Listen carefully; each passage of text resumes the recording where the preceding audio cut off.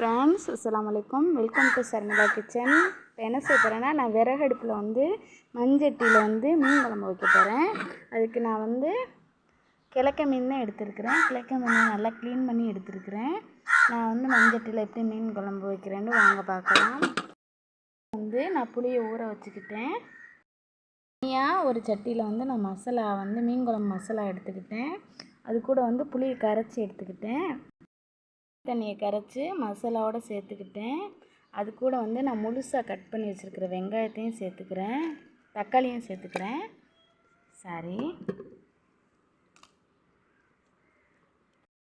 கத்திரிக்காய் நறுக்கி அதையும் சேர்த்துக்கிட்டேன். இங்கிட்டு வெங்காயமும் கருவேப்பிலையும் எடுத்துக்கிட்டேன். வெங்காயத்தை நான் முழுசாக தான் எடுத்துருக்கிறேன். அடுப்பை பற்ற வச்சுட்டேன். அடுப்பை பற்ற வச்சு சட்டியும் காய வச்சுட்டேன். சட்டி நல்லா காஞ்சிருச்சு. எண்ணெய் ஊற்றிக்கிறேன்.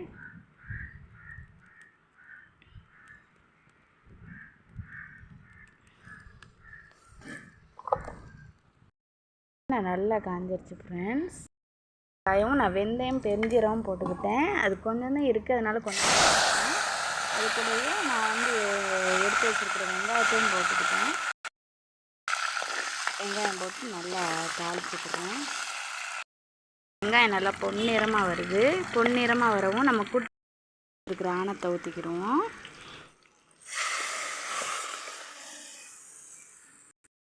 இருக்கிற ஆணத்தை நான் ஊற்றிக்கிட்டேன். நான் தக்காளி முழுசாக தான் போட்டிருக்கிறேன். பெனஞ்செல்லாம் விடலை, தாளிக்கவும் இல்லை. புகையெல்லாம் கண்ணுக்குள்ளே வருது. அதனால் எனக்கு இது பண்ண முடியலை. இருந்தாலும் எனக்கு இப்படி சமைக்கிறது ரொம்ப பிடிக்கும். அதுக்கு யார் யாருக்கு பிடிச்சிருக்குன்னா ஒரு லைக் போட்டுக்கோங்க. அது கூடயே தேவையான அளவு உப்பு சேர்த்துக்கோங்க. சேர்த்துக்கிட்டு மூடி போட்டு மூடி வச்சுருங்க. நல்லா கொதி வரட்டும்.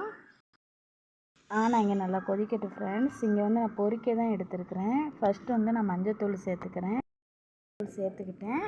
அது கூட நான் கொஞ்சமாக மிளகாத்தூள் சேர்த்துக்கிறேன். மிளகாத்தூள் சேர்த்துக்கிட்டேன். அது கூடயே கொஞ்சமாக உப்பும் சேர்த்துக்கிட்டேன். நான் இவ்வளோ தான் ஃப்ரெண்ட்ஸ் பொரிக்க சேர்ப்பேன். சேர்த்து நல்லா பெரட்டி ஊற வச்சுருவோம்.